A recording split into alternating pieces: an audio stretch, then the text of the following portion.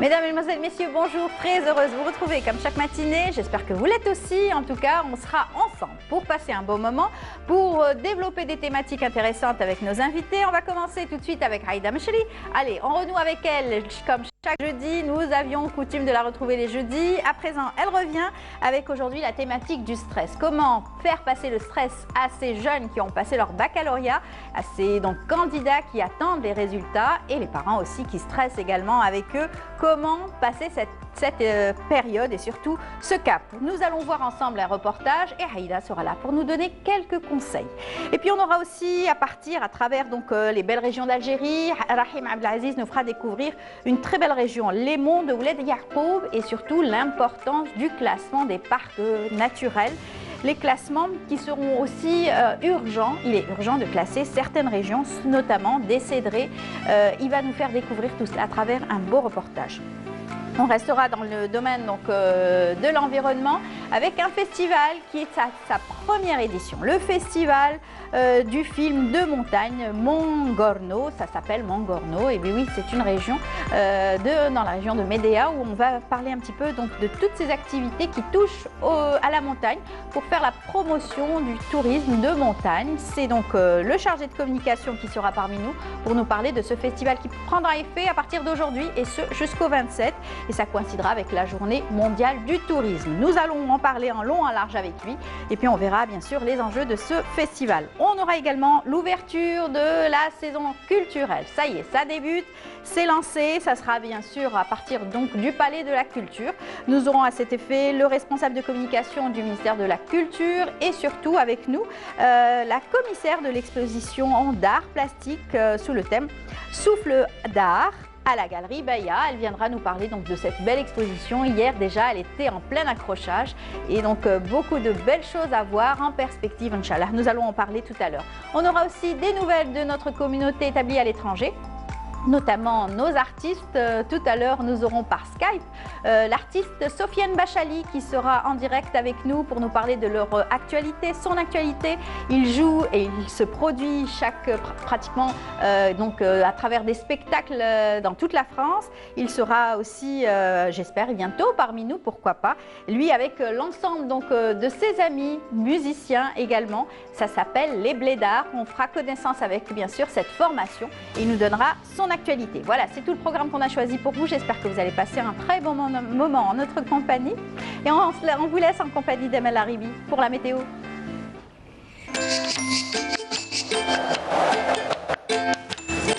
La météo vous est présentée par Mobilis. Mobilis, أينما كنتم. Emel Haribi, bonjour. Bonjour Amel. Vous souffrez à ma place. Ah oui, beaucoup. Quand je bafouille, c'est toujours comme ça, c'est difficile. Toujours à la fin en plus. Alors, il va faire chaud encore aujourd'hui. Oui, 32 degrés sur Alger. Encore Oui. Un degré de plus. Il paraît qu'un degré de plus, c'est déjà quelque chose. Oui, mais c'est très humide en plus. Très humide. C'est pour ça qu'on ressent trop la chaleur. Bon, malheureusement. On va voir les nouvelles du ciel sur tout le territoire. Sur tout le territoire voilà, national. on vous écoute. Merci Emel. Bonjour à tous. Eh bien, bon réveil. Pour aujourd'hui, on aura un ciel plutôt partiellement voilé sur les côtes ouest et centre. Puis le ciel se dégagera progressivement durant l'après-midi. Sur les régions de l'est, eh bien, on aura un ciel peu nuageux. Par contre, on aura quelques pluies et quelques averses attendues sur les régions intérieures et les hauts plateaux de l'ouest et le centre, partiellement voilé vers l'intérieur est. La moitié sud, plutôt ensoleillée sur le Sahara central, le Guerta Sidi, également le Sahara oriental. Ailleurs, le ciel restera partiellement voilé avec de fréquents solaires de sable, cette fois-ci vers l'extrême sud. Les températures, quant à elles, eh bien, elles atteindront les 37 degrés le maximum du côté de Relizane, 33 à Tizi Ouzou, 34 Oran et Tlemcen, 32 Alger, 31 à Naba, 32 Constantine, 29 Djelfa et Batna, au sud 34 à Biskra, 38 Gardaya et Béchar, 37 à Tamanrasset et Janet, 42 Tindouf, Borjbeji Oukhtar et Ingzam et enfin 45 degrés le maximum à Adrar. La mer, pour cet après-midi, eh bien, on aura une mer plutôt calme sur les côtes est, mais peu nuageux sur les côtes ouest et centre, avec des vents qui vont souffler entre 20 et 30 km/h près des côtes ouest et centre et 10 à 20 km/h près des côtes est. Et on termine bien sûr ce bulletin avec l'éphéméride. Pour aujourd'hui, eh bien, le soleil se couchera vers 18h41 et pour davantage d'informations, vous avez les sites suite de Météo Algérie. Passez une excellente matinée avec la suite du programme sur Canal Algérie et à tout à l'heure.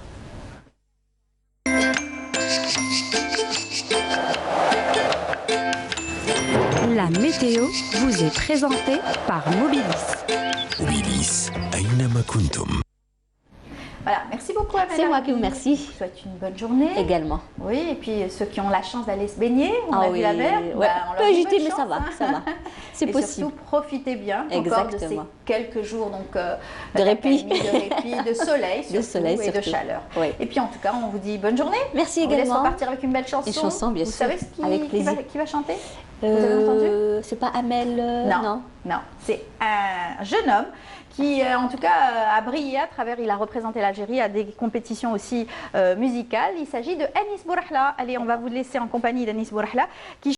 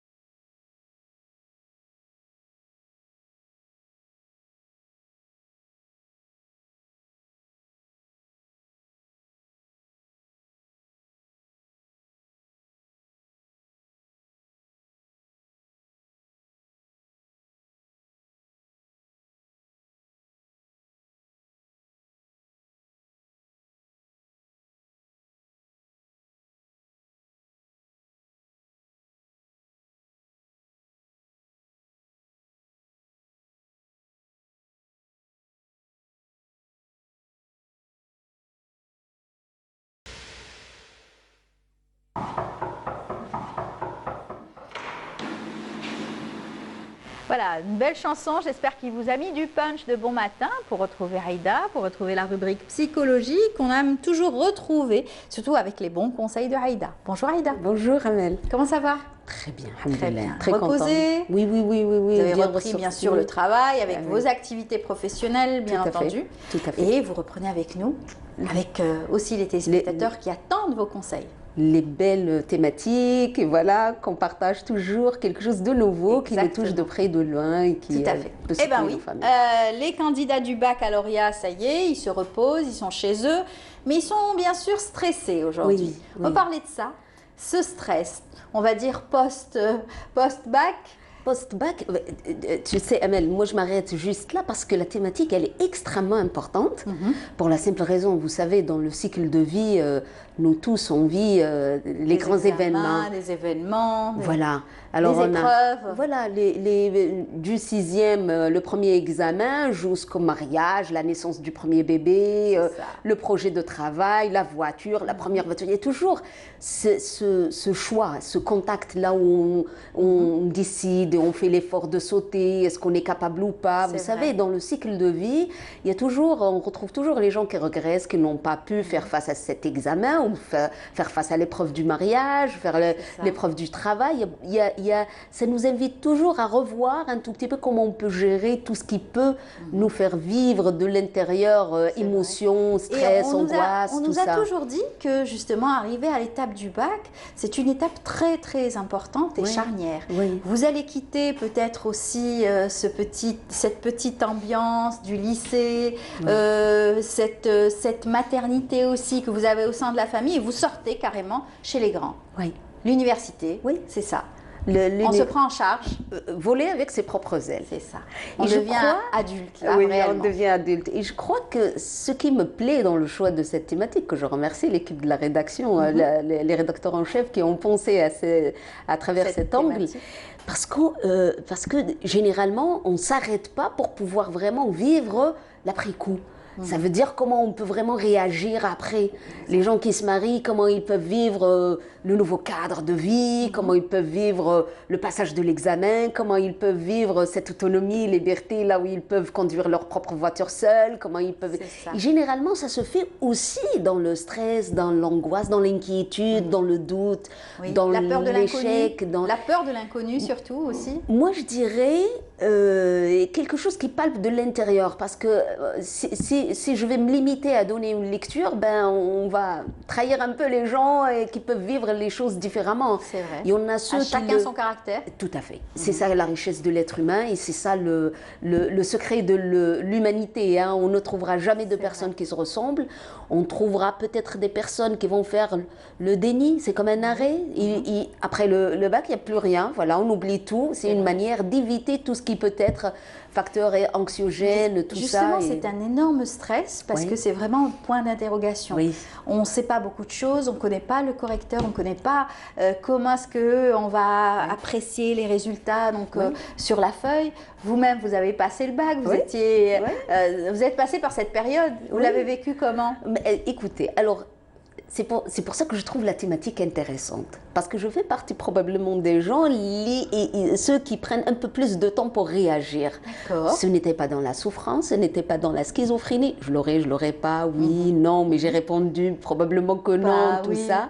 Mais il y avait quelque chose aussi de l'ordre de famille qui font qu'il y a des familles qui absorbent l'angoisse. Ça ne traîne pas dans le regard. On fait semblant de vivre autre chose. Complètement, on change de cadre, on s'offre des vacances, probablement on parle d'autre chose. Et puis, voilà, de préférence, ne pas trop en parler. Et on attend quand même la date butoir. Absolument. C'est J- tous les jours. Oui. Mais en parallèle, il y a des familles là où c'est une grande partie de souffrance. C'est vraiment une grande inquiétude. Les gens qui somatisent, les gens qui ont des troubles de sommeil, les gens qui vraiment souffrent énormément, ils sont dans l'inquiétude et puis ça passe dans le corps, ça tremble, voilà, les sueurs, les tachycardies, beaucoup de choses, surtout si c'est associé. C'est difficile, c'est maladif tout ça. Oui, mais ça existe aussi. Surtout c'est associé au appuyer un tout petit peu avec le stress des parents, la famille. Quand c'est la famille qui veut la réussite de l'enfant, c'est les parents qui sont là à chercher à veiller. Vous savez, ça c'est une grande pression sur l'adolescent, sur le jeune, sur celui qui a passé l'épreuve. Et à partir de là, vraiment, ça devient des facteurs dans lesquels moi je trouve intéressant de revenir sur cette thématique pour pouvoir permettre à ces gens de leur dire... Autorisez-vous à avoir cette anxiété. C'est parce que ce qui peut venir, c'est un peu le degré de culpabilité. C'est plus fort que nous, c'est dans le corps, on souffre énormément. Mais après, vraiment, pourquoi on le fait? Pourquoi justement, ces jeunes qui ont passé le baccalauréat, ils ont passé pratiquement toute une année à travailler dans le stress, l'angoisse, les examens, les révisions, etc. Les jours du bac, ça a été bien sûr les épreuves, on les voit, ils planchent sur leur feuille d'examen, etc. C'est beaucoup de travail. Et tout d'un coup, le dernier jour, il n'y a plus rien. Et ils se sentent complètement bizarre, Oui, parce qu'il n'y a plus rien à faire, oui, du jour oui. au lendemain. Oui, du jour au lendemain. C'est ça la magie des épreuves, vous savez, l'émotionnel, le courage. Comment on peut apprendre à nos enfants de faire face et de vraiment apprendre à gérer leurs angoisses? C'est à travers ces épreuves. Parce que si on porte à leur place, si on fait tout, on les prive de ce moment précieux dans leur vie, là où il nous est demandé d'accepter ça, de faire face et puis de lire un peu nos émotions pour permettre les évacuer, placer des mots sur ça, permettre de vivre ça. De vivre l'émotion, être patient ou pas, et en tout cas façonner aussi son propre caractère à ce moment-là, à travers des épreuves pareilles. Alors on va voir ensemble le reportage, justement, comment vivent et ont vécu le stress ces jeunes donc, étudiants qui ont qui ont passé leur baccalauréat. On va le voir à travers ce reportage signé Sabrina Khlifi. L'épreuve du baccalauréat est considérée comme le passage obligatoire pour la réussite dans les études. Après une intense période d'examen, succède une attente stressante pour les candidats du bac et leurs parents. Mais afin de connaître les bonnes astuces pour ne pas succomber à l'anxiété, il faut comprendre ce qui inquiète vraiment les élèves. Les raisons varient entre le niveau du candidat, ses ambitions et les attentes de son entourage. Le résultat كاين واش حندير ان شاء الله في اليونيفرسيتي لهنا تاع مانيش اكزاكتومون مانيش فاهمه واش راني حابه ندير. Ils sont stressés par rapport à leurs ambitions. Qu'est-ce qu'ils vont faire comme spécialité à la fac? Est-ce qu'ils auront leur bac avec une bonne mention ou une faible mention? Par rapport à l'entourage qui est un peu stressant, par rapport aussi aux candidats toujours, qui restent pas confiants à ne pas décrocher son bac. Est-ce que je vais l'avoir ou pas? Aussi, un point très important qui est la culpabilité et le remords. Vu ce qu'on a vécu au confinement, 6 mois sans études, sans révision, donc il y a des étudiants, malheureusement, ils n'ont pas pu se préparer convenablement aux révisions du bac, ce qui a affecté leur stress aujourd'hui, actuellement, car ils se culpabilisent, des remords, on n'a pas bien révisé et préparé notre bac convenablement. Et comme rien ne peut avancer la date des résultats, mieux vaut adopter une bonne hygiène de vie afin d'éviter que l'attente ne soit une période pénible sur le plan émotionnel. Les solutions qu'on peut donner aux candidats pour se déstresser. Alors, on a se distraire en s'organisant des sorties, en organisant des sorties, le sport. On a aussi un repos intellectuel, regarder des films à la maison. Le rôle des parents est très important durant cette période pour limiter les facteurs de stress. Ils doivent être une source de confort et d'encouragement et non de pression. Voilà, pour ceux qui nous regardent ce matin, libérez-vous, sortez, oxygénez-vous en attendant les résultats. En tout cas, quoi qu'il arrive, vous êtes toujours heureux chez vous. Inch'Allah, vous aurez donc de bons résultats. Pour ceux qui n'auront pas de bons résultats, ils auront la possibilité de refaire leur baccalauréat ou carrément s'orienter vers la formation professionnelle. On va parler de ça justement. Pour l'examen, ce n'est pas une fin en soi. C'est ce qu'il faut expliquer aux enfants, c'est ce que vous m'avez dit. Moi, je dirais, je vais prendre cette partie comme ça et on va dire penser ça. Ça veut dire penser. Oui, et essayer de réfléchir, de vous projeter dans la réussite, parce que vous savez, le phénomène, il est installé comme ça. Le phénomène, il est... C'est facile à dire, mais c'est pas facile à vivre. C'est pour ça qu'il faut vraiment permettre aux gens de vivre un tout petit peu ce cadre clivé. En même temps, on peut se projeter dans la réussite. Il faut se projeter dans le rêve, la réussite. Bien sûr. Comment on peut vraiment construire les choses. Être optimiste. Mais aussi avoir une marge, là où on pourra dire... Je n'ai pas su probablement faire ça, sans vraiment dénigrer, enlever, effacer. Dramatiser. Voilà, c'est quelque chose qui va nous permettre d'accepter la réalité, d'accepter les choses si, voilà, on aura du mal à faire calculer tout ça. Mais vous savez, les familles savent bien le dire. Ce qui nous est demandé aujourd'hui, probablement, c'est de faire une autre démarche, marche arrière, je dirais. Ce n'est pas d'avancer le 1, 2, 3, ce n'est pas de la magie, hein. Il suffit de faire ça, ça, ça, et ça ira. Il faut probablement penser à permettre aux gens, et à permettre à ses parents qui sont anxieux, à permettre de prendre conscience qu'il y a quelque chose dans nos comportements qu'on peut transmettre à l'autre et que peut nuire à sa santé mentale. Ce qui nous est demandé aujourd'hui, c'est de prendre soin un tout petit peu de notre santé mentale. On court tout le temps, on veut réussir, on veut leur offrir, on est vraiment dans un challenge comme ça, là où qui ne veut pas réussir, qui ne veut pas vraiment avoir la bonne moyenne pour faire la meilleure spécialité, pour faire les choses. Mais il y a quelque chose de nous-mêmes, de l'intérieur, qui fait que, voilà, on a des limites dans lesquelles c'est important de s'autoriser à vivre des moments d'anxiété, de doute, de peur. Aussi, donner libre cours à nos larmes. C'est vrai que voilà, si on a quelqu'un qui tremble en face de nous, on a l'impression qu'on n'a pas la capacité de le porter, de le supporter. Et à ce moment-là, on le force vraiment à hop, c'est pas la fin du monde, c'est pas tu vas pas mourir, tu vas pas. Et à ce moment-là, vous savez ce qu'on fait, c'est on étouffe, c'est quand on refoule quelque chose là où probablement pleurer, ça fait du bien, permettre à ses parents ou permettre à d'être déçus, et des gens qui ont travaillé, des gens qui ont peut-être ce jour-là n'ont pas pu répondre à certaines épreuves. Il y a eu le stress, il y a eu l'angoisse, ce qui fait que la personne a été donc pas à la hauteur. Oui, mais placer aussi tout le cadre du Covid, là où c'est vraiment pendant une période extrêmement difficile. Alors c'est vrai que ça a été un bac exceptionnel cette année. Ça a été le bac le plus long à attendre, les épreuves les plus difficiles, le stress aussi, avec cette pandémie, bien entendu mondiale. Les gens, il y a eu des pertes aussi de membres donc de la famille. Il y a des personnes qui ont vécu ça à travers leur chair, etc. Et c'est très difficile de vivre ça. C'est très pénible de pouvoir vivre ça dans la peau et de pouvoir vraiment le vivre dans les émotions.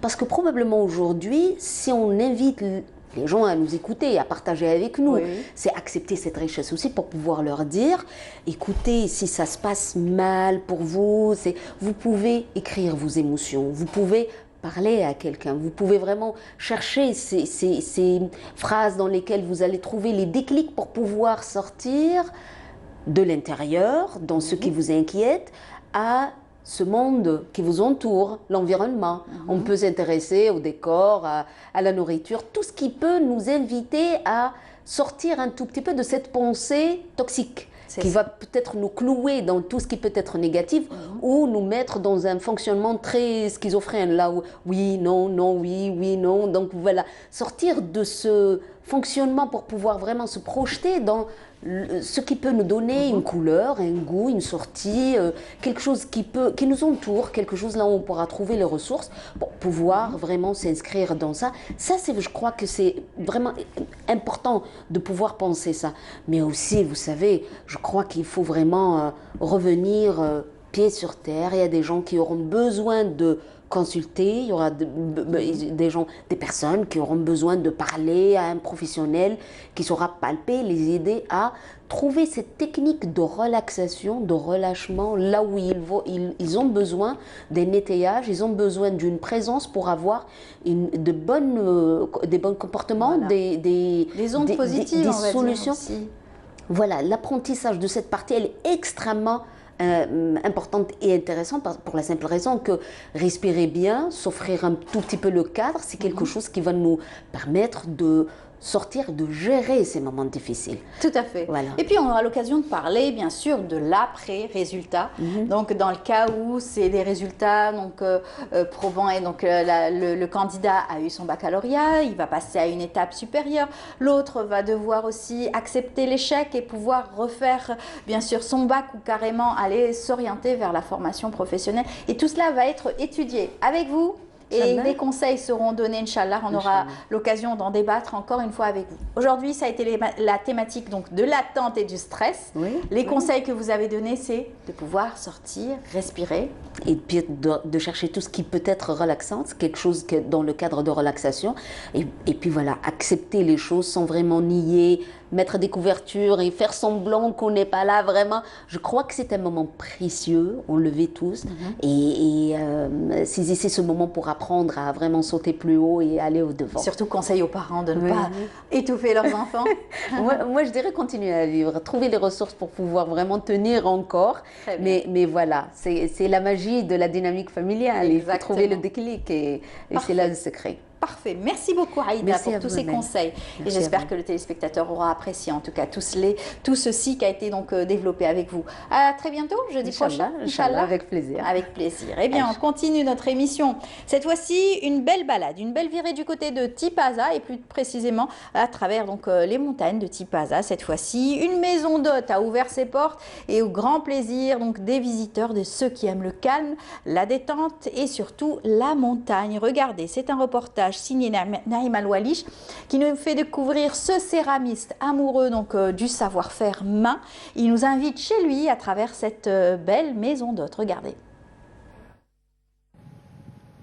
Elle se nomme antiquement Maison chez lui et se trouve là-haut sur un belvédère de Tipaza. À peine 2 ans d'âge et cette maison d'hôte qui semble plantée hors du temps a tout d'un gîte plusieurs fois séculaire. Entièrement conçue et décorée par ce céramiste qui a plusieurs cordes à son arc, nous pouvons vous assurer que cette maison rustique respire de toutes ses fentes une authenticité absolue. Elle se compose principalement de 2 chambres, un salon, une kitchenette et à l'extérieur vous avez une acha, une hutte, où vous pouvez prendre du thé, voilà, ou un café ou le petit déjeuner. Donc dans le concept de l'allocation de la maison d'hôte, vous bénéficiez d'une séance de poterie, céramique ou art plastique ou encore de la musique, initiation à la musique, parce que la maison d'hôte dispose d'un studio qui peut être destiné aux professionnels ou aux amateurs. Vue panoramique, cheminée, mobilier de bois et de rotin et comme pour assurer un dépaysement total, une hutte est même flanquée dans un petit verger dont les arbres ont beaucoup donné. Et si ça vous dit, il y a même une galerie permanente où sont exposées des pièces exceptionnelles signées par ce même céramiste. Le mobilier a été une continuité de la réalisation elle-même. Comme j'ai une petite entreprise d'aménagement et restauration de sites historiques, donc j'ai réalisé pratiquement 70% des techniques ou des produits qui sont tels que la charpente, quelques maçonneries en pierre taillée, parce que Tipaza est très connu. D'ailleurs, mon oncle était tailleur de pierre à Tipaza, qui est très connu. Donc, le mobilier, je l'ai chiné plusieurs années en faisant des expositions, en côtoyant d'autres brocanteurs qui viennent dans des expositions que nous faisons à la SAFEX ou dans des résidences d'État, etc. Donc, c'est venu pratiquement 5 ou 6 années de chiner. Étant artiste peintre, céramiste, c'est très important d'avoir cette maison d'hôte pour la simple raison de faire connaître mon art et ma céramique. À la fois au centre et loin de la ville, ce gîte qui reconstitue pièce par pièce un monde bucolique et champêtre est l'endroit idéal pour souffler ou même chercher de quoi s'inspirer. Voilà, on va rester dans les montagnes et surtout dans notre environnement proche. On va parler des parcs culturels à préserver absolument. Avec nous, Rahim Abdelaziz, qui nous fait à chaque fois découvrir des régions, des cédrés, des étendues magnifiques. Bonjour Rahim. Bonjour. Comment ça va? Ça va très bien. Très bien. Vous avez ramené quelques essences là sur le plateau. Aujourd'hui, on va mettre la lumière sur la grande famille des conifères. Oui. Dans nos massifs forestiers, oui. Recèlent des centaines de milliers d'hectares. C'est des espèces qui sont menacées par le réchauffement climatique. On va voir. Les coupes illicites et l'activité de l'homme. Surhumaine, hein, comme on dit. Le package, etc. On va en parler d'ailleurs. Vous avez donc aujourd'hui fait un gros plan sur la région de Ouled Yacoub, une très belle région aussi. Et il s'agit des massifs forestiers des Aurès. La partie orientale des Aurès, c'est-à-dire les massifs côtoyant de près ceux du Chélia. exact. Le Chelia qui demeure un bastion qui a constitué un établissement humain depuis le néolithique et qui n'a pas cessé de faire parler de lui. Et vous le dites, grâce à une bonne exposition, une pluviométrie, il y a eu donc cette régénération spontanée, naturelle aussi. Justement, les massifs forestiers des Aurès souffrent justement des périodes de sécheresse répétées qui ont porté préjudice à l'existence même de ces conifères, à savoir le cèdre de l'Atlas, Cedrus atlantica, de son nom latin, qui n'est autre qu'un conifère dont recèlent les massifs forestiers du Chelia et des Ouled Yacoub.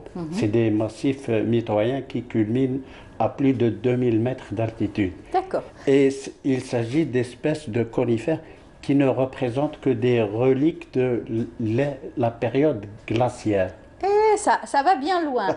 Alors là, vous les avez ramenés là, lors de vos voyages. En parallèle, plus au nord, on a affaire à des sapins. Le sapin de Numidie, qui est une espèce rare, qui n'existe que nulle part ailleurs en Algérie que au niveau des Babors. Et dans l'Atlas, les hautes altitudes de l'Atlas marocain. D'accord. Et en Espagne et dans les Alpes. Voilà, ensemble, on va voir cette belle visite et surtout cette région montagneuse de Ouled Yacoub à travers ce reportage. Là, on a affaire à un rameau du cèdre. C'est des conifères. Et ils sont presque assimilables. Mais quand on voit de près, à travers les résines, il s'avère que ils sont bel et bien des espèces différentes. Très Mais différentes. Ceci dit qu'au niveau des Babors, le sapin de Numidie habite ou cohabite avec le cèdre. Alors, on est en train de les montrer. Restez là. Alors, ce sont des aiguilles de pin, comme on les appelle, les aiguilles de pin avec là, le fruit. Le pin. Voilà. Les aiguilles de pin. Bien sûr, dans la nature, ils sont bien verts. Là, ils ont été conservés chez Rahim, précieusement et jalousement, parce que c'est un amoureux de la nature. Ils ont séché là, un peu. On a affaire à un cône du cèdre. C'est ça. Une pomme de pin typique, bien sûr, de cette espèce. Alors, donc, c'est une région. On va parler, bien sûr, du classement des parcs naturels. Mais avant, on va voir tout ça en images, puisque vous nous avez ramené... On découvre le Ouled Yacoub, qui reste des massifs, mais jusque-là méconnus. Méconnus. Voilà. Et pas assez connus pour pouvoir les classer et faire plus de médiatisation autour. On y va à travers ce reportage, signé Rahim Abdelaziz. Au cœur des monts des Ouled Yacoub, dans la région de Khenchla, ces massifs renferment une riche et variée biodiversité floristique, faunistique et aviphonistique. En compagnie de Ali, nous escaladons les pistes sillonnant les forêts de cèdre. Montagnard et fin connaisseur de ces vastes massifs, Ali plaide en faveur de meilleurs rapports entre riverains et forestiers locaux pour une meilleure gestion et préservation du riche patrimoine naturel dont dispose Ouled Yacoub. Nos aïeux vivaient en harmonie avec la nature. Ils étaient rationnels dans l'exploitation des forêts.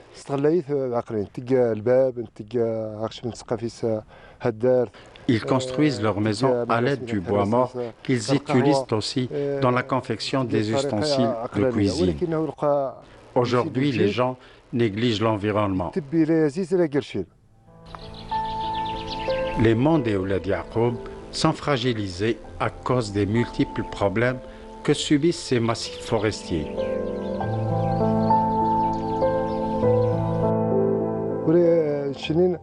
Il faut lutter contre les coupes illicites, le package et autres dégradations des forêts de cèdre.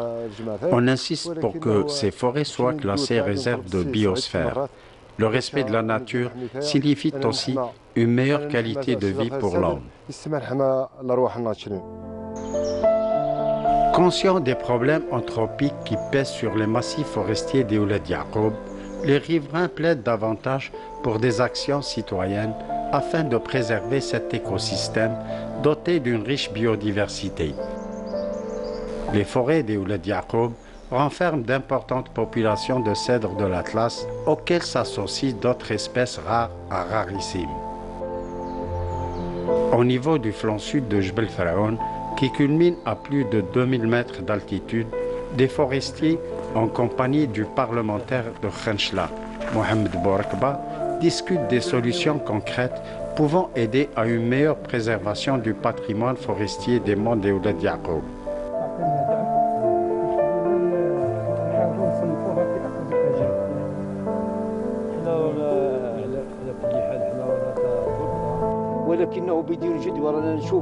Leurs discussions ont essentiellement porté sur le classement de ces monts en tant que parc national, à l'image de ceux existant en Algérie.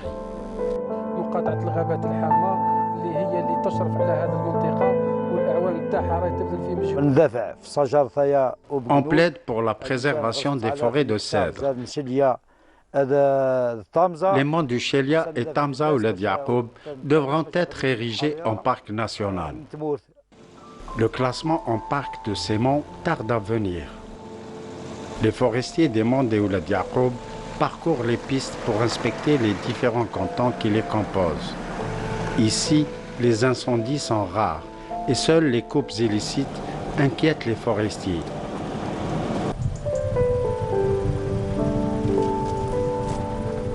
En plein massif forestier, de nombreuses prairies s'imposent. Nombre de ces mêmes prairies sont le fruit de défrichements dont certains remontent à l'époque coloniale. Cette grande forêt domaniale se présente sous de nombreux aspects. La forêt domaniale Ouled Yacoub, qui s'étend sur 27 300 hectares. Administrativement, c'est la commune de Tamza, circonscription des forêts El Hamma, la conservation des forêts Khenchla. Le district de la Sidri, c'est le district Chendgoma. Il s'étale sur 3326 hectares.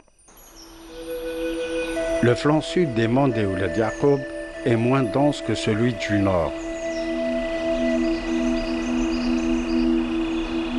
Du côté de Jbel Bezzez et Chendgoma, la sécheresse en période estivale affecte énormément le couvert végétal et ralentit la croissance des essences existantes.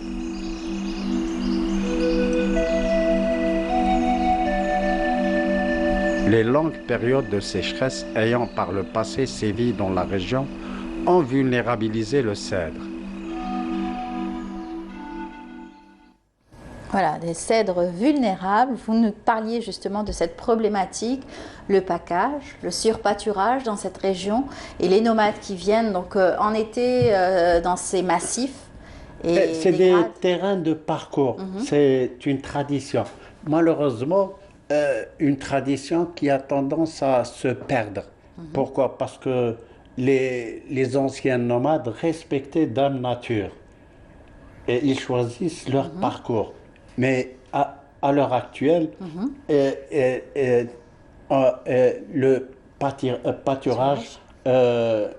pâturage s'effectue d'une manière anarchique. Tout à fait. Et pratiquement sauvage. Voilà, et cette transhumance aussi qui existait depuis longtemps. C'est des transhumances organisées. Tout à fait. De nos jours, on assiste à un autre type de transhumance, où rien n'est laissé au hasard. Une transhumance peut-être anarchique, pas à la bonne saison, répétée, etc. À l'époque, c'était bien sûr à des périodes bien précises. C'était l'hiver, c'était ou l'été, etc. Mais pas aux dépens des terrains forestiers. Oui, pas aux dépens des terrains forestiers. Or, le domaine forestier n'est plus respecté. D'où l'absence de régénération des espèces telles que le cèdre de l'Atlas, Cedrus atlantica, qui s'oppose à celui du Liban, Cedrus libanis. C'est la même famille des conifères, mais en Orient, le cèdre de l'Atlas d'Afrique du Nord, on ne peut pas l'assimiler. Il a ses capacités d'adaptation au relief. pourquoi les monts du Liban, ils culminent à 3000 À travers mètres. les images que vous nous avez rapportées, on voyait donc cette couleur verte, verte claire et tout. Là, vous me disiez, c'était donc la régénérescence donc, de ces espèces qui poussent tout doucement, mais de manière spontanée. La régénération, elle est existante au niveau des talwegs, des talwegs qui sont le dernier habitat du cèdre et de sa régénération. Pourquoi? Les talwegs renferment à la régulière des eaux. C'est des poches où s'emmagasinent les eaux pluviales. Exact. D'où la régénération pratiquement spontanée de ces espèces, d'aussi bien le cèdre que le genévrier turifère. Alors, le genévrier qu'on appelle l'arara, que tout le monde donc, apprécie, que ce soit pour le tabac, c'est cela, ou que ce soit les apiculteurs aujourd'hui adorent cette essence. Ils font même des transhumances donc d'abeilles.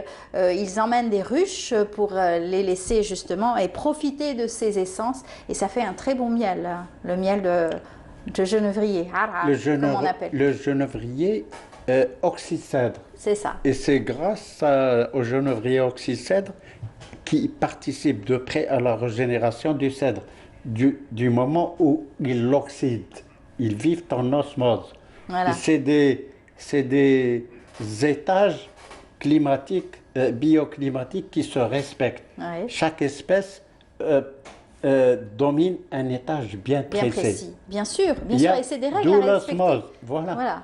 Alors, on va parler justement de ce classement. Alors, cette région qui n'est toujours pas classée, qui a tardé à l'être. Une petite digression.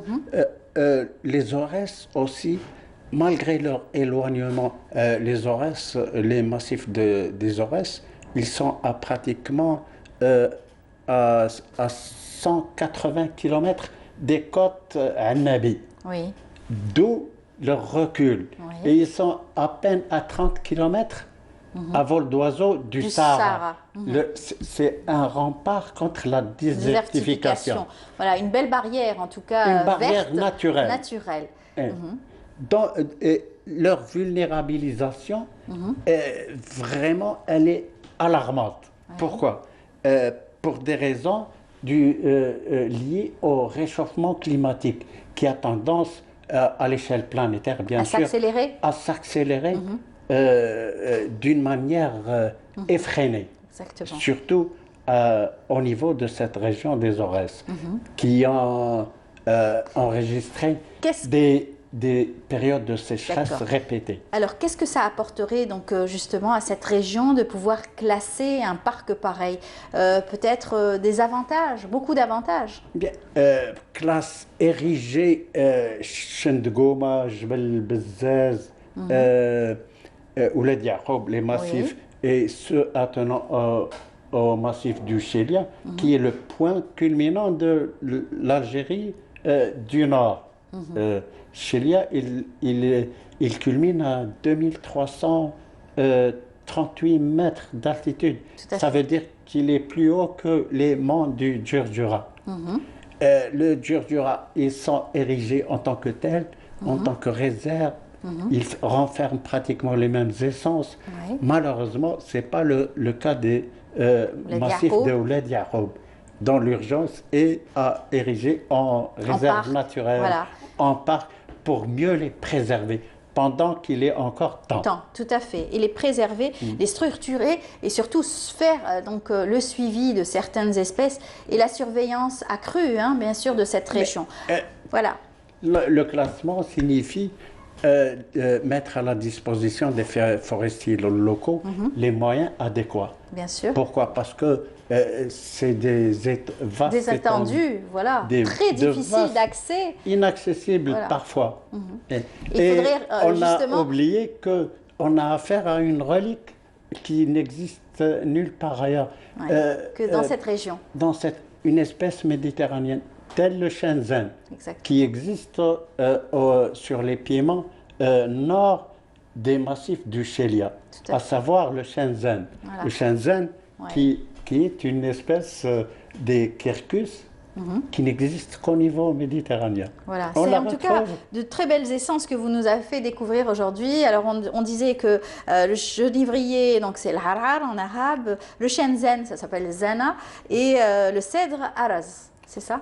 Voilà, que tout le monde puisse se reconnaître et reconnaître ces espèces, puisque vous les avez probablement entendues à travers donc différents peut-être passages, voyages. Et on propose aussi aux téléspectateurs qui sont là et qui nous suivent ce matin de prendre du miel, donc de genévrier, l'harar, qui est très bon pour la santé en ce moment. Faites attention, préservez-vous. Et pourquoi la qualité du miel quand il s'agit des pâturages à base de genévrier, pour ce qui est des abeilles, c'est parce que le climat il est sain et sec. Tout à fait. Donc le miel n'est pas aussi liquide qu'en Méditerranée. Exactement. Et n'est pas altéré aussi.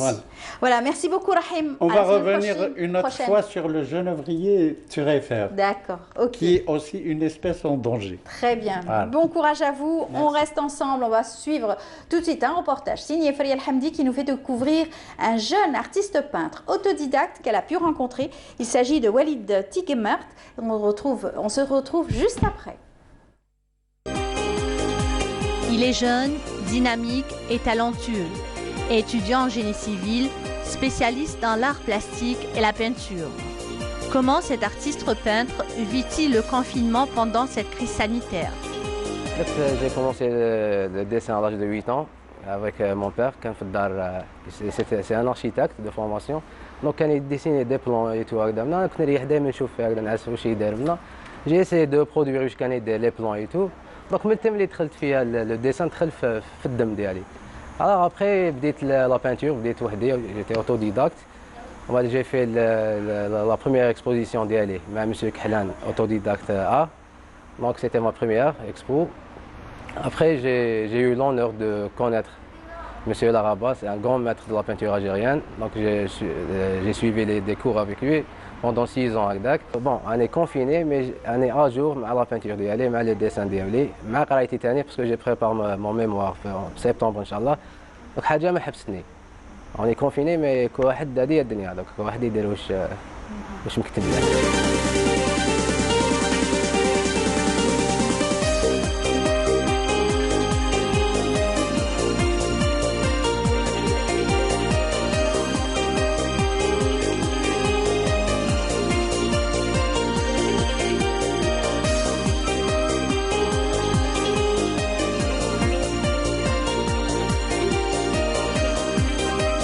Des instants, des moments simples qui lui font prendre soin de la vie sous toutes ses formes. Une créativité à toute épreuve et une ingéniosité sans pareil sont les meilleures œuvres que de nombreux artistes peintres ont réalisées en cette période de confinement. Walid Tigemert, ce jeune artiste peintre autodidacte, raconte sa vie et son travail en cette crise sanitaire. La culture algérienne est très riche. Donc mon souhait le plus cher, c'est de transmettre la culture algérienne à ma génération. C'est mon souhait le plus cher. Donc je transmets les huiles, la casbah, la mérouti. Donc لازم يعرفوا la culture ديالنا parce qu'elle est très vaste. Les choix des couleurs على حسب le temps ديالنا. Donc, comme tu fais la baie d'Alger, on a le blanc, le bleu, le mauve, donc il y a des couleurs ils t'attirent pour faire le dessin, pour faire le tableau ديالك هذاك. Walid, c'est un jeune qui a beaucoup de talent, que j'ai découvert, que j'ai connu il y a 6 ans. Donc ça fait 6 ans déjà. Il a participé à un concours que j'avais organisé en 2016. 2016, c'est ça? 2016. Un concours autodidacte art. C'est un concours pour encourager les jeunes artistes comme Walid. Son travail, Walid, il est excellent parce qu'il touche un peu à tout. Il fait du cubisme, il passe à l'orientalisme. Il est un peu aussi comme moi, il touche un peu à tout. Et maintenant, il est passé complètement à l'oriental, quoi. Là, quand vous voyez ce tableau, il représente un mausolée avec de la peinture à l'huile. Voilà. Walid, et à travers ses œuvres, nous emmène dans de beaux endroits reposants, aux couleurs vives, aux lumières et aux paysages magiques. En tout cas, un artiste talentueux à qui on souhaite bonne chance et probablement, pourquoi pas, un jour il sera à travers donc, les différentes galeries, il l'exposera dans les galeries, pourquoi pas avec vous Amel. Bonjour. Oui, bonjour.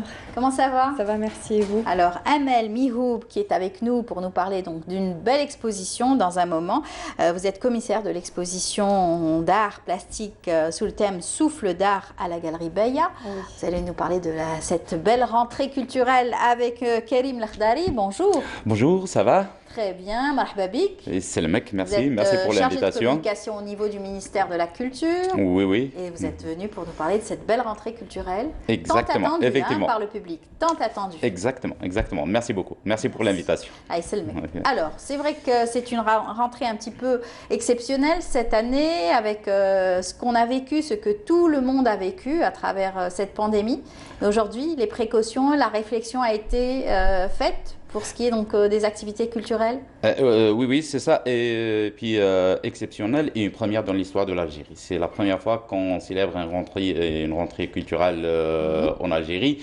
Nous avons tendance à chaque fois à entendre parler d'une rentrée scolaire, d'une rentrée universitaire, d'une rentrée judiciaire et tout ça. Et c'est pour la première fois qu'on entend parler d'une rentrée culturelle. C'est une occasion pour nous pour tracer une nouvelle stratégie, une occasion pour le ministère de la Culture pour tracer une nouvelle stratégie, une nouvelle vision de faire les choses pendant toute une année. On célèbre tout ça avec un ensemble d'activités culturelles et des rencontres littéraires, surtout philosophiques, une rencontre avec des intellectuels. Nous allons détailler tout ça tout au long de cette émission. Vous avez déjà commencé avec le festival du costume traditionnel, tout ce qui est immatériel avec la transmission et tout, et puis cette belle soirée qui a réuni beaucoup de professionnels, des anthropologues, des personnes qui travaillent sur le costume et l'histoire du costume algérien. Exactement, exactement. C'est-à-dire c'est l'activité la plus récente que le ministère de la Culture a organisée au niveau du palais de la Culture, mais aussi au niveau de l'ensemble des wilayas du pays. C'était célébrer le costume algérien et puis ce patrimoine immatériel pendant plus d'un mois où on a parlé du costume, notamment du costume algérien et puis les voies et moyens pour protéger ce patrimoine immatériel de l'Algérie. Nous avons découvert de très belles tenues algériennes, que ce soit masculines ou féminines, sur l'ensemble des régions du pays. Ça a été surtout exceptionnel et une première, surtout à l'apothéose avec la clôture bien sûr de ce festival, un très beau défilé inédit où on a revu les costumes traditionnels anciens. Donc c'était des familles qui ont prêté des vêtements et qui ont été donc portés par des mannequins aujourd'hui. Et puis des tenues traditionnelles anciennes comme vous le dites et des tenues anciennes modernisées. C'était ça l'objectif, c'est pour préserver le costume algérien aujourd'hui, il faut le moderniser. C'est ça le défi. Et puis pour le préserver aussi, il y a des démarches à entreprendre pour classifier ce patrimoine immatériel. Et rendre hommage à ces anciens métiers, exactement.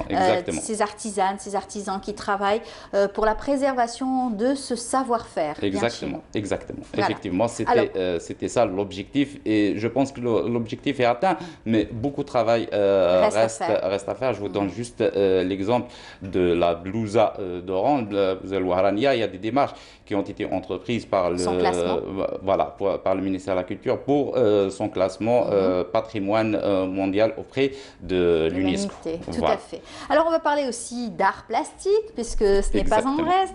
Alors Amel Mihoub est là pour nous parler de cette belle exposition qui va prendre effet à l'occasion de cette rentrée culturelle. La galerie Beya va être en fête. Vous avez déjà commencé l'accrochage? Oui, hier. On a commencé hier. Donc sous le patronage de Madame la ministre Bendouda Malika.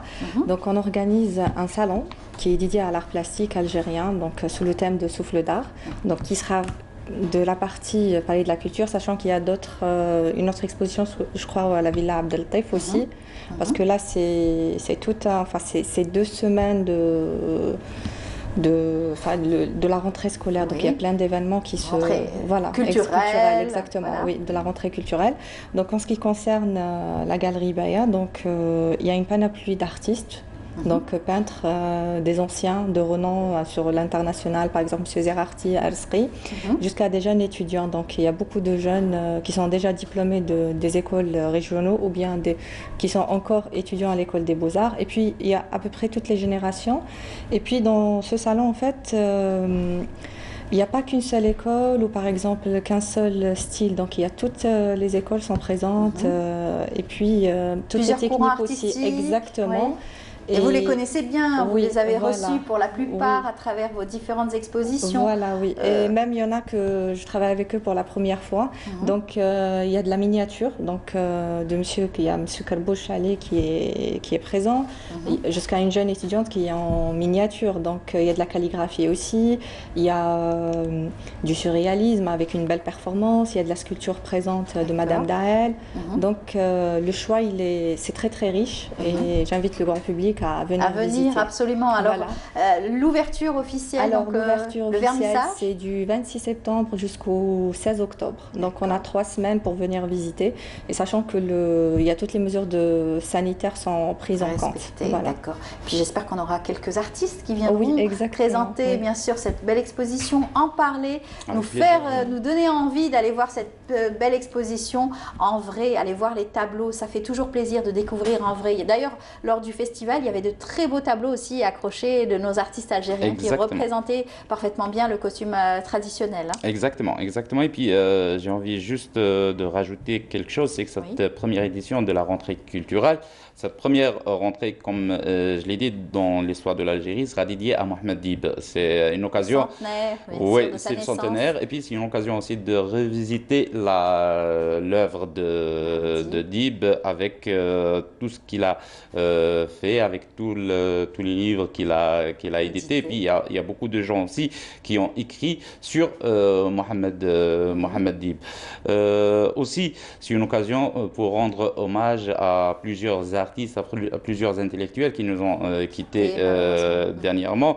C'est une occasion pour rendre hommage à Hamdi Bnani qui nous a une icône de la chanson algérienne qui nous a quittés, mais aussi une occasion pour rendre hommage à Abdelmajid Merdassi, un écrivain, un historien qui a beaucoup écrit sur l'histoire de l'Algérie. J'ai dit que tout ça s'étale sur un programme de 2 jours, du 26 septembre jusqu'au 7 octobre, que ce soit au niveau du Palais de la Culture, la Bibliothèque nationale et Dar Abdeltif.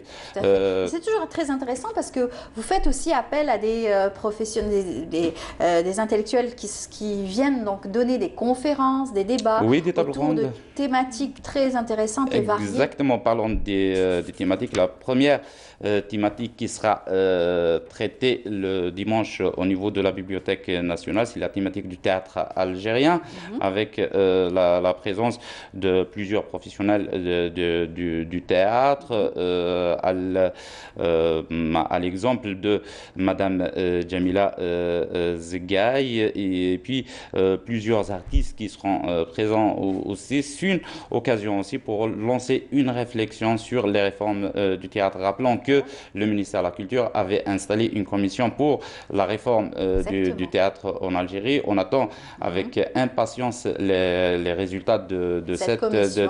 Il y avait eu aussi autour du cinéma, autour du patrimoine, autour du livre, le marché de l'art. Plusieurs chantiers ont été lancés au niveau du ministère de la Culture pour une réforme générale du secteur de la culture en Algérie. En coulisses, parce que c'est vrai qu'on entend beaucoup parler, donc ces professionnels de ces commissions qui sont très importantes, une manière d'asseoir quand même plusieurs réflexions de ces professionnels pour trouver de bonnes solutions. Exactement. Et puis, il y a aussi cette rencontre tant attendue entre Madame la ministre et l'ensemble des intellectuels algériens et l'ensemble des intellectuels, les artistes algériens à l'occasion de cette rentrée culturelle. C'est des artistes et des intellectuels qui vont venir des 4 coins du pays pour rencontrer Madame la ministre, pour échanger avec Madame la ministre, comme je l'ai dit, pour les voies et moyens de relancer l'activité culturelle en Algérie. C'est une rencontre qui va se tenir lundi prochain entre Madame la ministre et l'ensemble, comme je l'ai dit, l'ensemble des intellectuels et artistes algériens. Très bien. Voilà. En tout cas, les activités donc débutent fort avec cette semaine, la rentrée culturelle, bien entendu, qui sera tant attendue et qui a été tant attendue par le public. C'est vrai que le Palais de la Culture a toujours été très actif à travers donc ces rendez-vous culturels. Hein. Exactement. Enfin, il y a le Palais de la Culture et il y a l'ensemble aussi des établissements sous tutelle du ministère de la Culture, mais aussi au niveau de toutes les wilayas. Il faut insister sur ça. C'est que cette rentrée culturelle, c'est pas uniquement au niveau central, mais aussi au niveau national, c'est au niveau des wilayas. Chaque direction du wilaya organise ses activités. Tout à fait. Vous avez évoqué la mémoire de Hamdi Bennani, Allah yarhamou, le maître incontesté donc du Malouf également, de Annaba. Après Hassan Al-Annabi, c'est Hamdi Bennani qui nous a quittés. Encore une fois, on présente nos condoléances à toute sa famille. On va écouter un extrait justement de Hamdi Bennani. Avec Je sais plaisir. que voilà, Hamid Belkacem va consacrer toute une émission ce dimanche d'ailleurs sur Canal Algérie à son hommage. On écoute.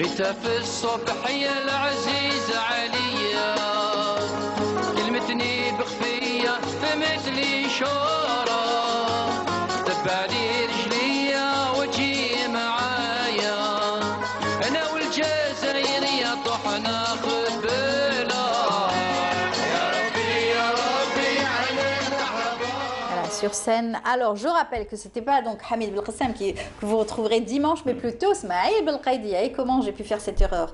Alors, Smaïl Belkaidia qui sera bien sûr ce dimanche, Inch'Allah, sur Canal Algérie pour rendre hommage à Hamdi Bennani. On va continuer aussi avec d'autres rendez-vous. Celui-ci, oui. Celui donc. Des compteurs, voilà. Oui, du compte. Il y a plusieurs compteurs qui vont venir des quatre coins du pays pour la journée du lundi 28 septembre. C'est un rendez-vous aussi tant attendu. On donne l'exemple, par exemple, de Faisal Blatar qui va venir de Constantine, de Sadiq Mahi de Ain Timouchen, Qada Ben Chmissa de Sidi Blabès, et Bouamar qui va venir de Tizi Ouzou, mais aussi Naïma Mhailia et Nina Belmihoub d'Alger. Plusieurs compteurs sont attendus lundi prochain au niveau de la Bibliothèque nationale à partir de 9h du matin pour nous régaler avec leurs contes anciens, mais surtout leurs contes anciens qu'on considère comme patrimoine immatériel qu'on doit absolument préserver et protéger. Tout à fait. Voilà. En tout cas, le rendez-vous est pris. J'espère que le téléspectateur aura pris note de toutes ces activités. On rappelle qu'il y aura aussi cette belle exposition de peinture qui va réunir un bon nombre d'artistes algériens, de jeunes, de moins jeunes, surtout d'artistes aussi confirmés. Exactement. Qui ont, Donc, c'est une panoplie d'artistes pratiquement de toutes les générations, mais beaucoup plus la nouvelle génération. Donc, la relève en quelque sorte. Et là, voilà. Et à travers tous les styles confondus, hein, donc, et le savoir-faire dans le domaine donc, des arts plastiques. Eh bien voilà, on est arrivé à la fin. Il y a, dernier mot, juste un détail, je risque pas de l'oublier après les dernières déclarations, comme vous l'avez constaté, de Monsieur le Premier ministre, qui donne une autre dimension au secteur de la culture en Algérie. C'est un secteur qui doit maintenant rapporter de l'argent et qui doit rentrer dans la sphère économique du pays. Il y a une rencontre aussi qui sera organisée au niveau du Dar Abdel Latif où on va traiter justement de cette thématique. Comment comment le secteur de la culture peut-il rentrer dans la sphère économique du pays. Très bien, voilà, très bien. Et puis on aura sûrement l'occasion d'en reparler en détail sur nos plateaux. Merci beaucoup. Je rappelle, Karim Lakhdari, vous êtes chargé de communication au niveau du ministère de la Culture. Merci à vous. Merci pour l'invitation et à bientôt. Ces rendez-vous et à très bientôt, Inch'Allah. Et Amel Mihoub, vous êtes commissaire de cette exposition, cette belle exposition Souffle d'art à la Galerie Baya. On sera appelé aussi à se revoir avec peut-être des artistes. Oui, bien sûr. Voilà. À très bientôt. Bon courage. Merci. Voilà, puisque vous avez ouvert donc, les portes donc, de la culture, on vous invite à apprécier cette chanson. C'est donc Samir Fares qui chante Hello Biben.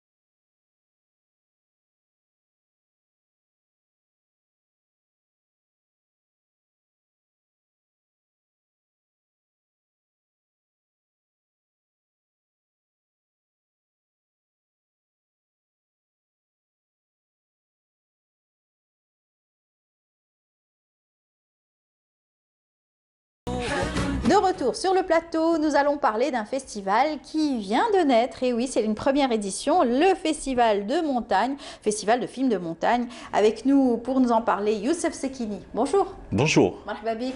Merci beaucoup de nous avoir invités. Là, Selmek, vous êtes le chargé de communication de ce beau festival. Exactement. Une première, c'est un festival de montagne. Vous faites la promotion, bien sûr, de nos montagnes à travers des films, des rencontres, des débats autour de cela, des montagnes. Et la région Mongorno. Mongorno, c'est ça. Ouais, c'est à peu près à côté de Zoubiria, Aksal Boukhari. Voilà. Et donc, puisque c'est la première... Oui, Médéa, c'est pas loin de Médéa. Donc, puisque c'est la première édition, on a pensé, il y a au-delà d'une année et demie, que pour la réalisation de ce festival, et puisqu'il coïncide la pandémie de Corona, donc Dieu merci à la technologie, donc on va la réaliser via l'Internet. Et la clôture, Inch'Allah, le 27, Inch'Allah, Il y aura un grand événement, donc les jurés ils vont assister. Tout à fait. Alors ça commence aujourd'hui, c'est du 24 au 27, qui coïncidera aussi avec la journée mondiale du tourisme. Du tourisme, exactement. Donc vous faites la promotion de cette région, et d'ailleurs c'est sous le thème donc, de l'embellissement et surtout la valorisation de nos montagnes, c'est cela? Exactement. Donc cette édition, elle est très riche. Bon, nous avons des participants qui vont... Il y a une atmosphère des films, il y a des gens qui vont, le public il va découvrir des sites formidables, paradisiaques. Donc il y a les participants, il y a les jurés, il y a un bruit de festival, quoi, comme le festival de Cannes. Et pourquoi pas dans le futur, Inch'Allah, si on aura un bon paquet de budget, Inch'Allah, de la part de nos responsables, Inch'Allah, on va faire perfectionner ce festival. C'est sous aussi le patronage du ministère de l'Environnement et aussi donc, de la culture. Vous aurez l'occasion donc de parler un petit peu de ces régions, le ministère du Tourisme aussi qui prend part à cette manifestation. Vous êtes là pour nous parler aussi de la région de Ras al-Bukhari. C'est une région peut-être pas très bien connue par tous, mais qui a enfanté beaucoup donc, de personnalités, des chercheurs, des scientifiques, du monde du théâtre, Hassan Hassani notamment. Exactement. Donc, Monsieur Kamal Youssef Toubi aussi, le chercheur. Ras al-Bukhari, bon, c'est une très belle région. Elle est située à peu près 130 km au sud d'Alger, la capitale. Ben, c'est une région qui contient plein de fontaines. Il y a le Vieux-Ksar, par exemple. Comme Guy de Maupassant a beaucoup parlé dans ses ouvrages, il a parlé des hammams, il a parlé du hammam de Mzabi par exemple, parce que il a beaucoup aimé la région de Ras al-Bukhari. Il y a aussi le Rapidium, c'est Djouab actuellement. Nous avons aussi des sites formidables à Médéa, nous avons Temzguida, nous avons aussi Tibhirin, elle est renommée, elle est très connue mondialement. Nous avons aussi la région de Daya. C'est vraiment des régions où la nature est vraiment très présente. Tout à fait. Temzguida, c'est un reportage que nous avait donc offert notre ami Fariel Hamdi, qui nous a fait découvrir cette belle région, qui invite le visiteur donc à venir s'y prélasser. En tout cas, c'est une très belle région, très calme et très accueillante. Il y a le calme absolu, il y a des belles régions montagneuses là-bas, il y a des randonneurs, il y a des familles un peu partout. Et ils font leur pique-nique, par exemple. C'est un coin merveilleux, donc je vous conseille de faire visiter, quoi. Voilà. Alors, comment va s'articuler ce festival? Il va y avoir des rencontres, des débats, plusieurs participants. Ça s'est arrêté à combien de participants? Bien. Donc, il y a eu presque 40 films. Donc, il y a eu une présélection de 14 films. Aujourd'hui, il y aura aussi presque 2 à 3 films pour les diffuser via l'Internet. Et après les films, il y aura un débat, il y aura des interventions. Il y a une intervention même de l'étranger parce qu'il y a un monsieur qui a entendu parler du festival et il était très ému et il voulait participer, il voulait assister même, mais puisque il y a la pandémie, donc il va mais via Internet, via la nouvelle technologie, aujourd'hui il n'y a plus de frontières. Oui, il va parler aussi de Mokorno parce qu'il connaît bien la région, puisque Mokorno c'est une région qui a connu une bataille, donc les martyrs sont toujours témoins. Il y a plein de martyrs qui sont morts là-bas. Et aussi cette édition, c'est à l'honneur d'un grand monsieur, c'est monsieur si Mustafa Müller, il est d'origine autrichienne. Alors Mustafa Müller, je ne sais pas si le public le connaît ou non. Donc je vais vous donner un petit profil sur ce monsieur. Allah yarhamou. Bon, et il était avec les FLN. Et après la mort de Houari Boumediene Rabbi yarhamou, il a tout abandonné et il s'intéresse beaucoup à la nature. C'est un écologiste. D'ailleurs, il a réalisé un grand parc à Djurdjara et à son nom actuellement. Exactement, un défenseur de la nature. Exactement. Et d'ailleurs, Yazid Ait Mahidine lui avait consacré tout un documentaire. On en avait parlé d'ailleurs sur ce plateau. On avait parlé de son amour donc, pour le classement, pour le travail environnemental qu'il avait réalisé. Exactement. Et en tout cas, c'est tout à son honneur de pouvoir, tout au honneur du public de pouvoir aussi découvrir ce personnage et surtout tout ce qu'il a fait pour l'environnement. Voilà, c'est pour cette raison précise qu'on a mis les derniers points pour réaliser ce festival, Inch'Allah. Grâce à il y a une équipe dont nombre, bon, je les salue. À leur tête, monsieur Hammou Taraq, c'est notre gouverneur, quoi. Et les autres, ils sont des gladiateurs, les gladiateurs de l'ombre. Ils travaillent jour en nuit pour réaliser ce Et c'est une première, hein, première édition. Alors, on va voir la bande-annonce de cet événement, le festival, première édition de ce festival du film de montagne. On y va à travers ces images et on va voir un petit peu cette implication et bien entendu tous les participants.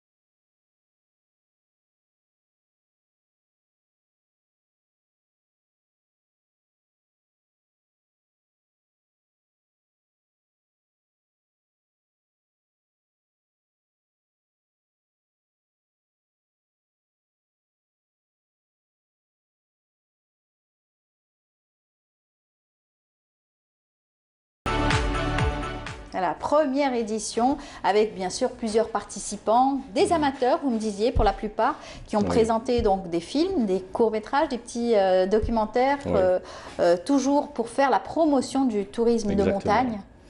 Bon, les amateurs, sachez madame qu'un amateur il n'a pas un diplôme, il n'a pas une attestation, c'est un amateur. C'est un passionné. C'est un passionné, il veut toujours plus, il n'a pas un terminus. Donc, il consacre tout son temps pour exploiter ou bien réaliser un bon travail. C'est des films, c'est des très jolis films. Bon, vous venez de voir le spot, c'est une très belle région d'ailleurs. Alors, les amateurs, ils vont vivre sous une atmosphère de suspense et d'attente. En attendant, tout à fait. Bien sûr, les résultats. Les jurés ils vont faire la sélection du meilleur film. Et chacun va avoir sa part du lion. Voilà. Alors, beaucoup attendent donc bien sûr la diffusion. Ça va être peut-être régulièrement diffusé sur Internet. Exactement, en attendant. Et surtout, le public va pouvoir aussi juger. Oui, parce qu'il y a un film, je demande au public de faire visiter le site web. Et à travers le site, ils vont sélectionner par mention j'aime.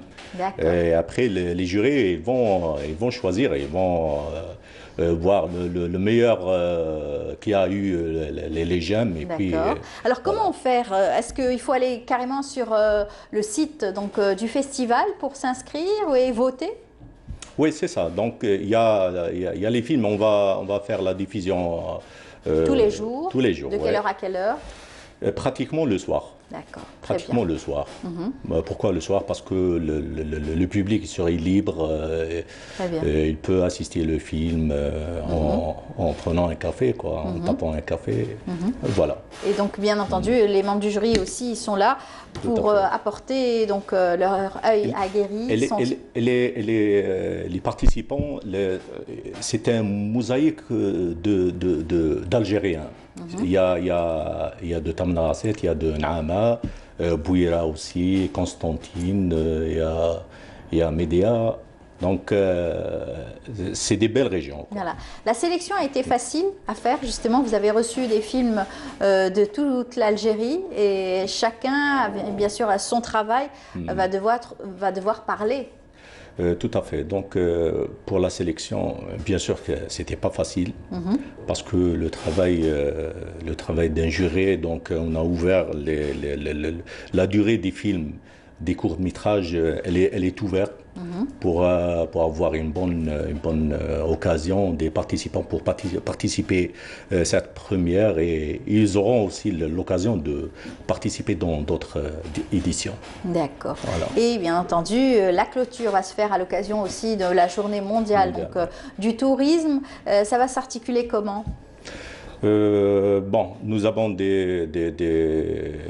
et normalement, avant, si on n'aurait pas, plutôt, s'il n'y aura pas la pandémie de Corona, tout à fait normal, il y aura des ateliers, par exemple, il y aura des ateliers de la photographie, il y aura des sorties pour faire découvrir. Des tables rondes aussi, vous allez donc faire des tables rondes. Oui, des débats, des forums. Comment il y aura des forums au niveau de la radio locale, régionale plutôt, de médias. Ouais. Et vous allez parler donc de chaque région, de chaque peut-être lieu que vous voulez donc mettre à l'honneur.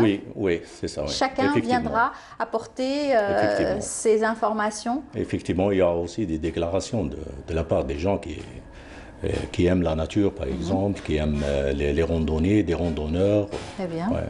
Tous ceux qui a trait bien sûr à la montagne. Tout à fait. Tout ce qui touche à la montagne, que ce soit l'environnement, que ce soit le sport, que ce soit donc la préservation de ces montagnes.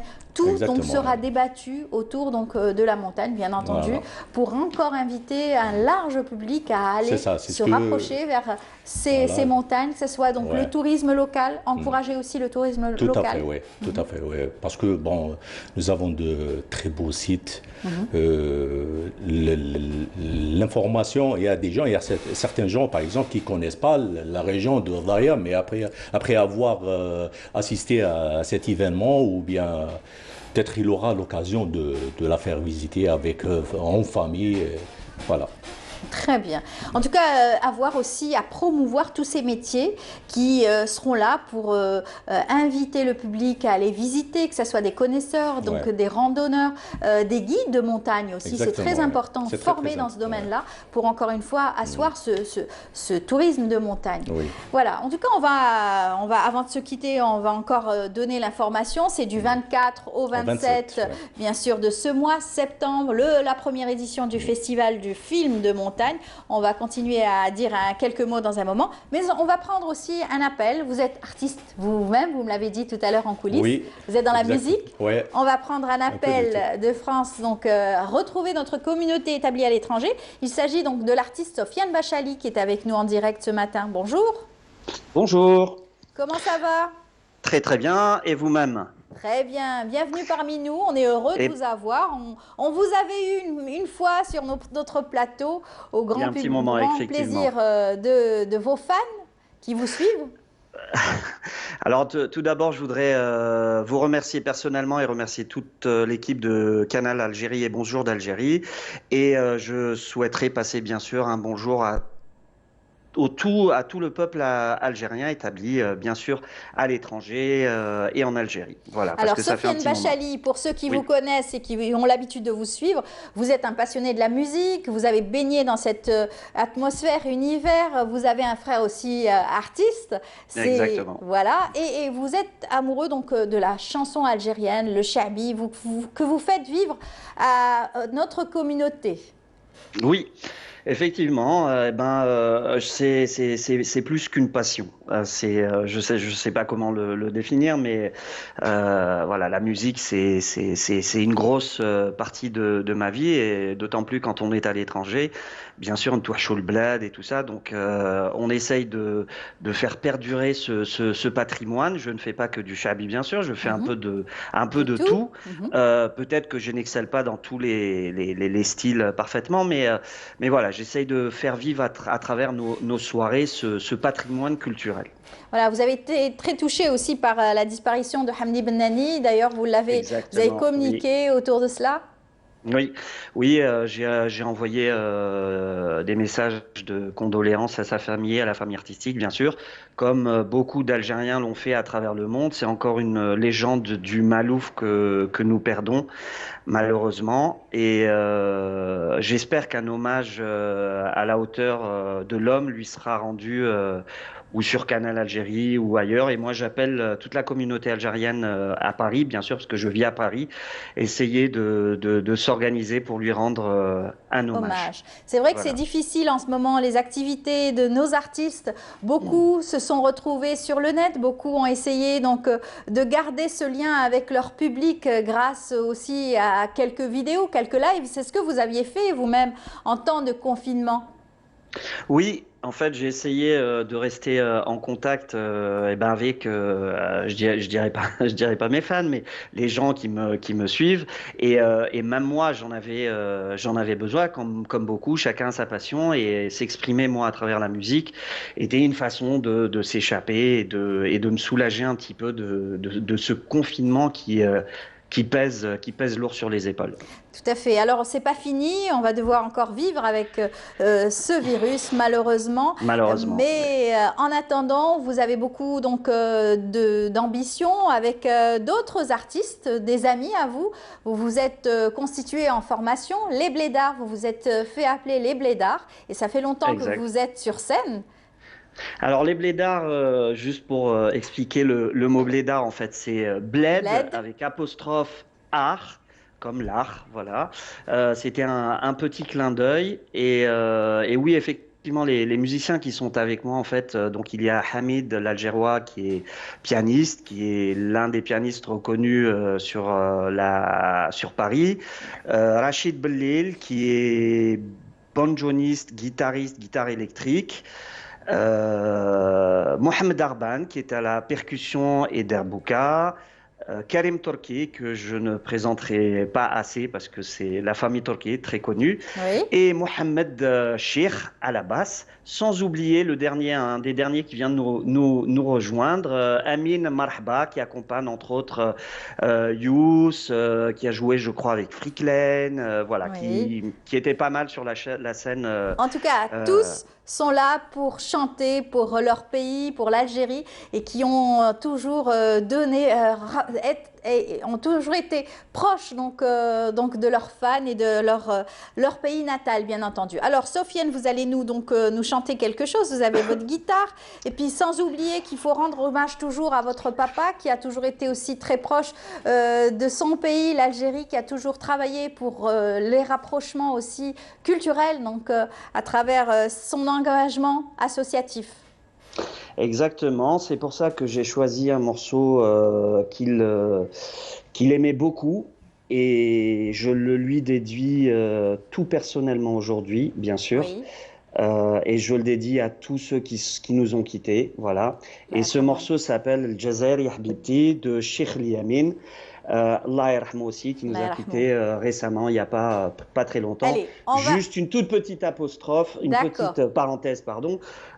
Si je fais des erreurs au niveau guitare, voilà, je ne suis pas guitariste, je suis autodidacte, j'ai appris il n'y a pas très longtemps, mais je vais faire de mon mieux. D'accord, merci en tout cas Sofiane, on va se quitter avec votre chanson. Le temps de nous dire merci aussi à notre invité, Youssef Sekini, qui viendra qui nous parle bien sûr de ce festival qui prendra donc du 24 au 27, Festival de film de montagne. Merci. Merci à vous, je tiens à vous remercier. Je tiens à remercier mes collègues, plutôt l'équipe du comité du festival et à leur tête M. Hamoud Taraq. Merci à tout le monde et soyez nombreux. Très bien. Voilà, et merci à vous. C'est gentil. Et à très bientôt, on sera appelé à se revoir aussi. Eh bien, on se quitte avec Sofiane Bachali qui nous chante une belle chanson. Merci à vous tous de nous avoir suivis. Au revoir. Merci. الجزائر يا حبيبتي فيك حالي وفيك خاوتي نعيش فيك طول دنتي ما نقدر نخطيك يطلع عليك النور نعيشو في هنا وسرور يا مو العيان يا زينة البلدان زاير بيك البحار نجمع ليها قمر الأديان فيك نتخر الله ينجيك طاير بيك البحار نجمع ليها قمر الأديان بيك نفتخر الله ينجيك فيك الشبان قايمة رفعوا الراية في السما وزادوا لك في الشان زادوا لك في الشان الجزائر يا حبيبتي فيك أهلي وفيك خاوتي نعيش فيك طول دنيتي ما نقدر نخطيك يطلع عليك النور نعيشو في هنا والسرور يا مم العيان يا زينة البلدان من الشرق للغرب والجبال من الجنوبي للشمال ناسك يا بلادي بطل ما يسمحوا فيه من الشرق للغرب والجبال من الجنوبي للشمال من الجنوب للشمال ما يسمحوا فيه فيك شبان قايمة رفعوا الراية في السما وزادوا لك في الشان زادوا لك في الشان الجزائر يا